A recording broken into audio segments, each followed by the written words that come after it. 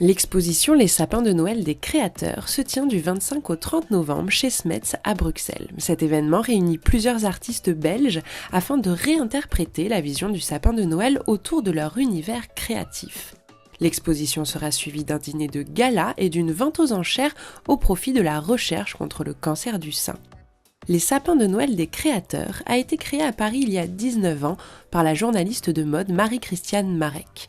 Depuis 2 ans, le concept s'est exporté en Belgique grâce à Aymeric Watine.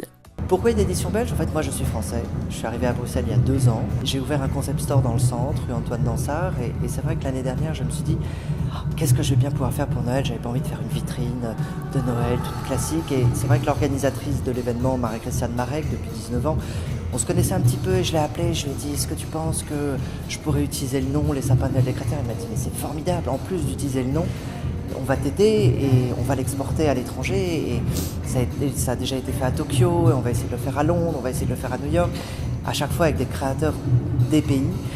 Et oui, c'est vrai qu'il y a une telle créativité en Belgique, il y a des talents extraordinaires, et les gens ne le savent pas assez, le monde ne le sait pas assez, alors il faut que ça se sache, et voilà, et c'est vrai qu'en Belgique il y a une vraie culture du caritatif qu'il y a moins en France, et on s'est dit que c'était vraiment l'occasion de le faire en Belgique.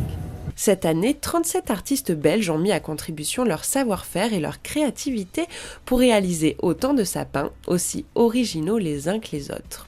Il y a à la fois de la mode, du design, mais aussi de la gastronomie. Par exemple, la Maison d'Andois s'est associée avec une grande artiste qui s'appelle Sophie Wentnal pour créer une boule en plexi avec à l'intérieur une sorte de forêt. C'est assez intéressant, et en fait tout le bas de la boule est fait en spéculose, donc qui est spécialiste de la Maison d'Andois.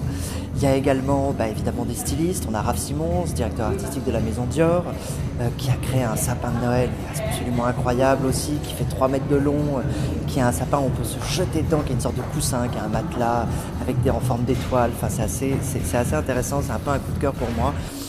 On a Michael Guéry-Soleri, qui est un maroquinier qui a fait 365 feuilles de cuir, donc qui représente les 365 jours de l'année. Avis aux amateurs d'art, le dîner et la vente aux enchères au profit de l'association internationale Big Against Breast Cancer auront lieu le lundi 1er décembre chez Smets.